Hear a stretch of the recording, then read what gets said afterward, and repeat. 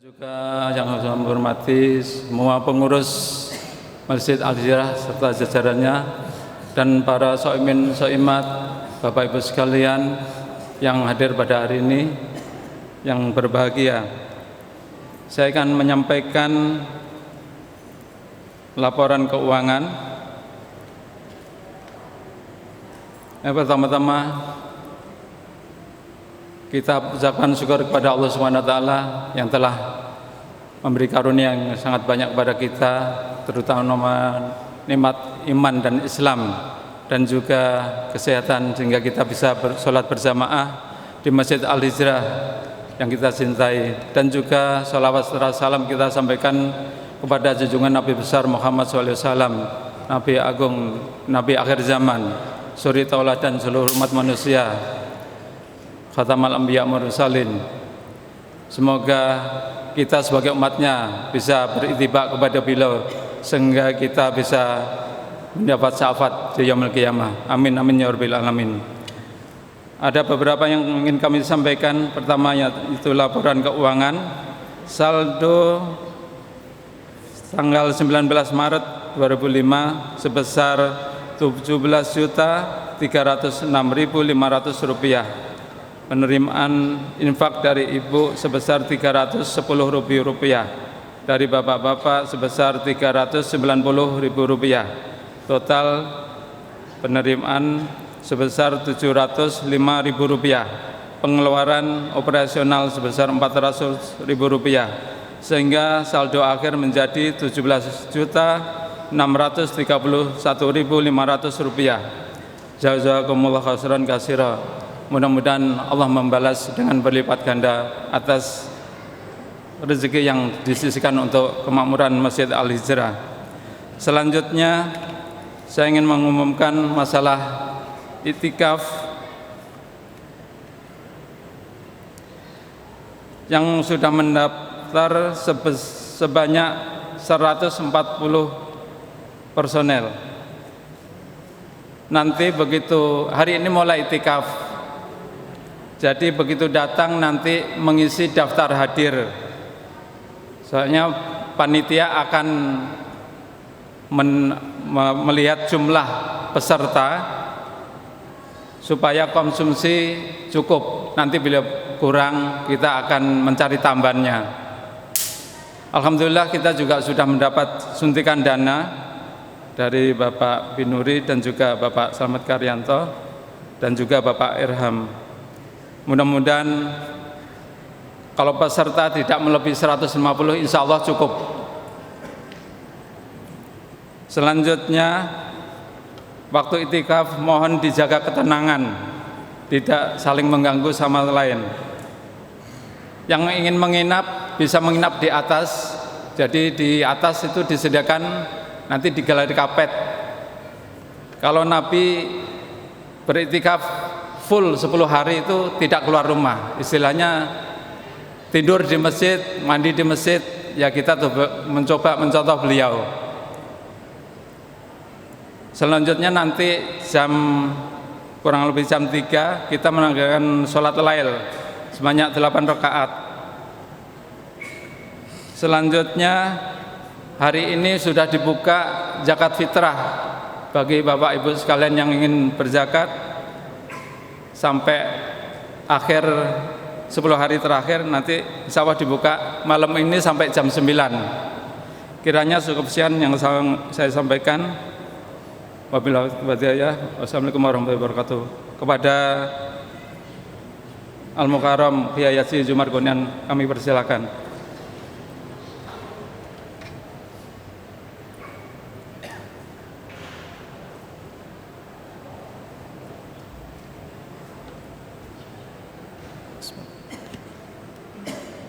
Assalamualaikum warahmatullahi wabarakatuh. Bismillahirrahmanirrahim. Alhamdulillahilladzi a'dama ala ibadihil minnah bima dafa'a anhum kaidash syaitani wa fannah wa radda amalahu wa khayyaba dhannah. Ij'ala as-sawma hisnan li awliyaihi wa junnah wa fataha lahum bihi abwabal jannah. Asyhadu an la ilaha illallah wahdahu la syarika lah wa asyhadu anna Muhammadan abduhu wa rasuluhu la nabiyya ba'dah. Allahumma salli wa sallim ala khatamin nabiyyika Muhammadin qaidil ummah wa mumahhadis sunnah wa ala alihi wa ashabihi dawil absari thakibati wal uqulil murajjahah wa sallama tasliman katsira. Amma ba'd. Jamaah salat Isya dan qiyam Ramadan Masjid Al-Hijrah, hadani Allah wa iyyakum ajma'in. Ukhuwah imaniyah, ukhuwah islamiyah, atau di Indonesia kan menjadi persaudaraan sesama muslim, adalah merupakan penegasan dari Allah Subhanahu wa taala dan juga dari Rasulullah Muhammad sallallahu alaihi wasallam. Penegasan dari Allah dan dari Rasulullah Muhammad sallallahu alaihi wasallam. Tersiratkan di situ siapapun kita yang sadar diri sebagai muslim, sebagai mukmin, sesama kita, sesama muslim mukmin harus ada dalam hati kita rasa persaudaraan, ikatan persaudaraan, tanpa melihat suku bangsanya, tanpa melihat warna kulitnya, tanpa melihat strata sosialnya, tanpa melihat berbagai macam termasuk partai politiknya. Selama dia muslim, dia mukmin, dalam hati kita harus ada rasa persaudaraan. Itu sebagai tuntutan iman Islam. Ya Al-Hujurat ayat 10. A'udzubillahi minasyaitonir rajim. Innamal mu'minuna ikhwatun fa aslihu baina akhawaykum wattaqullaha la'allakum turhamun. Innamal mu'minuna, sesungguhnya orang-orang yang beriman, sama-sama yang beriman, ikhwah itu bersaudara.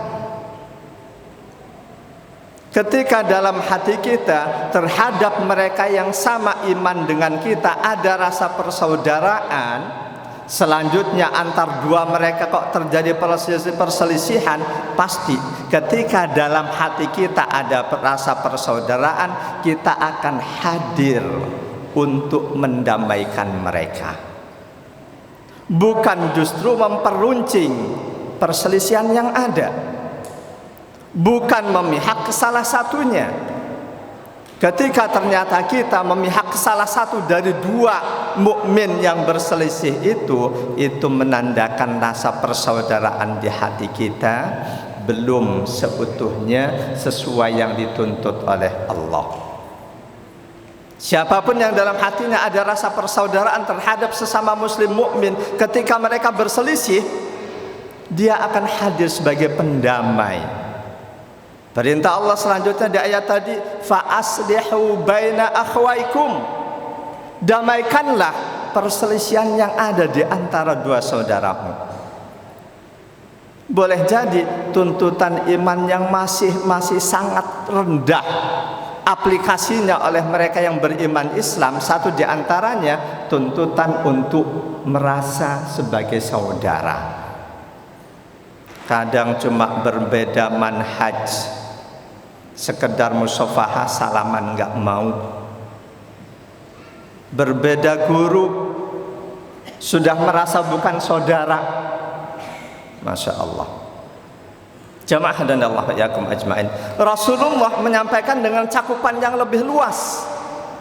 Kalau di ayat tadi sesama orang yang beriman, yang disampaikan Rasul lebih luas sesama muslim.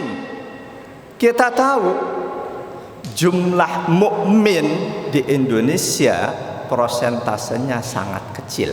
Jumlah mukmin, Persentase yang besar 86% lebih itu muslim, dengan berbagai level, sekedar bersyahadat tanpa pernah mengerjakan sholat. Meskipun nggak ngerjain sholat, sebagian ulama madhab Hambali, apapun alasan mereka yang tidak sholat, kecuali ketiduran dan kelupaan, hukumnya sudah keluar dari iman Islamnya. Di tengah masyarakat banyak kita tahu mereka sebagai muslimah, tidak tutup aurat. Kita tahu banyak mereka sebagai muslim, enteng mencaci maki sesama muslim, padahal jelas itu haram, dilarang oleh Allah. Jadi cakupan yang disebut oleh Rasul persaudaraan sesama muslim jauh lebih luas dibanding sesama mukmin. Kita tahu di Al-Hujurat juga bahwa muslim mukmin itu berbeda.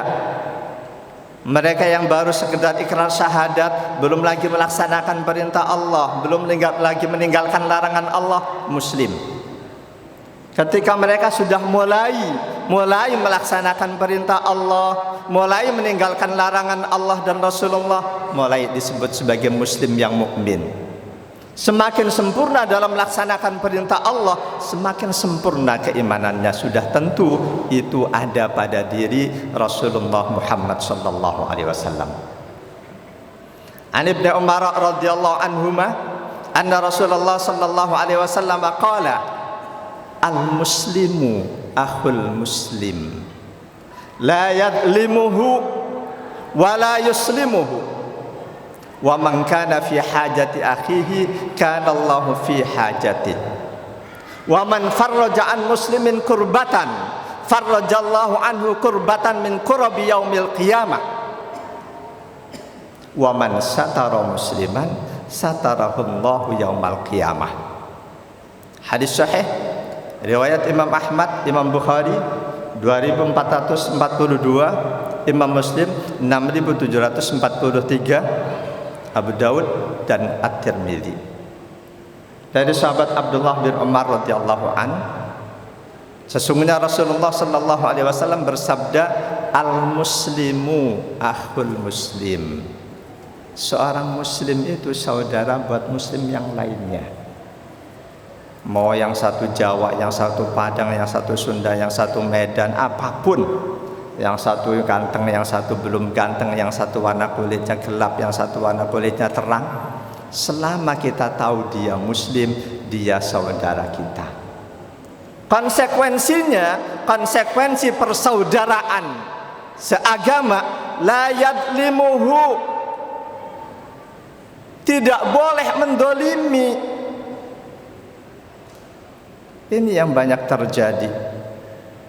Sadar dia muslim, kita dolimi. Yakin siapapun mendolimi orang lain, pada saat itu rasa persaudaraan di hatinya sedang kosong.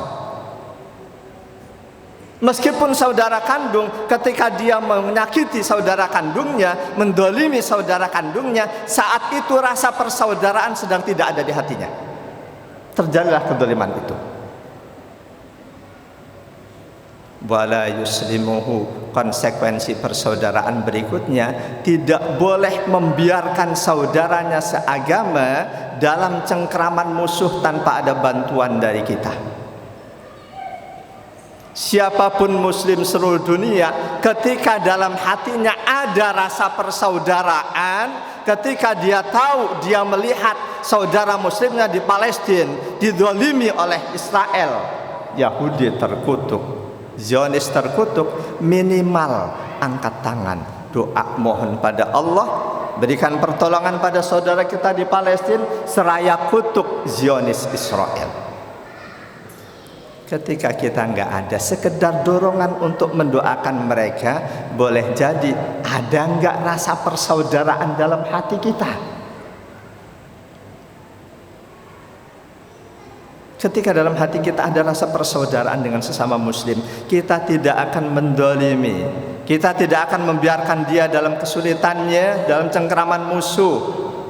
Bahkan selanjutnya, wa man kana fi hajati akhihi kana Allahu fi hajati. Siapapun muslim yang selalu hadir ketika saudaranya seagama ada hajat, ada kebutuhan, ada keperluan.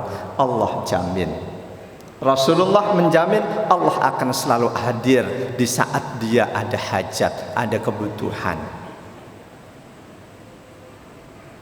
Wa man farraja an muslimin kurbatan farrajallahu anhu kurbatan min kurbati yaumil qiyamah. Barang siapa melepaskan satu kesulitan saudaranya seagama, maka Allah akan melepaskan satu kesulitannya dari sekian banyak kesulitan-kesulitan di hari kiamat nanti.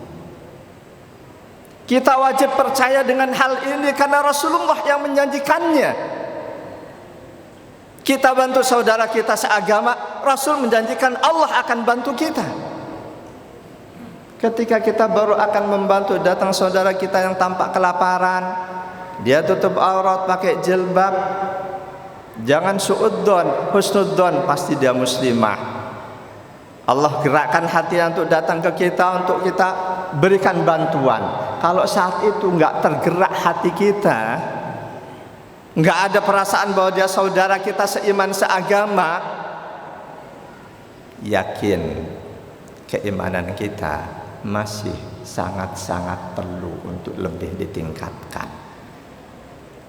Jauh dan Allah wa iyyakum ajma'in. Itu salah satu tantangan bagi orang yang beriman Islam, melaksanakan perintah Allah tidak langsung enteng. Kita sedang tidak bawa duit cukup, tiba-tiba datang hamba Allah dikirim ke kita memohon bantuan, kita akan memberi itu berat. Jangankan kita, level sahabat saja ketika datang ketentuan Allah tidak selalu mereka terima dengan mudah. Ada di antaranya sahabat-sahabat Nabi, sahabat utama yang ketika datang ketentuan Allah mereka merasa nggak sanggup, mereka protes pada Rasul. Hadisnya sahih berkaitan dengan sebab diturunkannya Al-Baqarah 284. Riwayat Imam Ahmad, Imam Muslim 344. Mereka berbondong-bondong menghadap Nabi. Mereka berkata, ya Rasulullah, kullifna minal a'mali ma nutik, as-salah was-siyam wal jihad was-sadaqah. Falamma nuzilat 'alaika hadhil ayah la nutikuha. Wahai Rasul, selama ini Allah perintahkan kami mengerjakan berbagai amalan-amalan, kami sanggup melaksanakannya. Ada sholat, ada puasa, ada jihad, ada sedekah. Ketika Allah turunkan ayat ini, Al-Baqarah 284, di dalamnya ada kalimat la wa in tubdu ma fi anfusikum aw tukhfuhu yuhasibkum bihillah. Apapun isi hatimu, baik ataupun buruk, kamu sembunyikan atau kamu perlihatkan, akan tetap dihisab oleh Allah. Buruk jadi dosa, baik dari pahala. Kalimat itu para sahabat nggak sanggup menerimanya. Mereka menghadap Rasul, mereka sampaikan keluhannya, ya Rasulullah, selama ini kami diperintahkan mengerjakan sholat, puasa, jihad, infak, sedekah, kami jalankan. Ketika ayat ini diturunkan oleh Allah kepadamu, jujur kami nggak sanggup, wahai Rasul. Apa tanggapan Rasulullah? Qala aturiduna an taqulu kama qala ahlul kitabaini min qablikum sami'na wa asaina.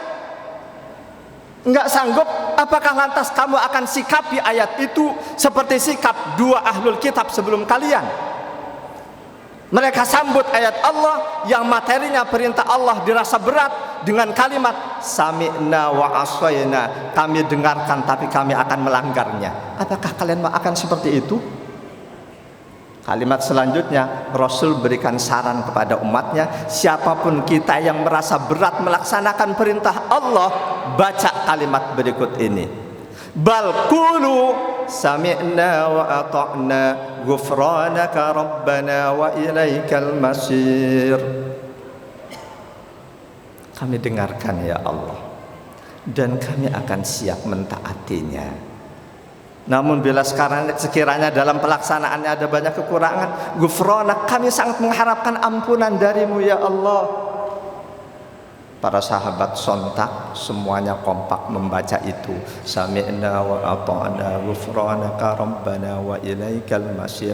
Berulang-ulang mereka baca. Pada akhirnya semangat keimanan mereka meningkat drastis. Mereka menjadi orang-orang yang mengimani ayat Allah seutuhnya. Apapun perintah Allah di ayatnya mereka siap jalankan, apapun larangan Allah di dalam ayatnya mereka siap tinggalkan. Dan perubahan keimanan mereka yang meningkat drastis itu diakui oleh Allah dengan diturunkannya ayat Al-Baqarah 285. Amanar rasulu bima unzila ilaihi mir rabbi.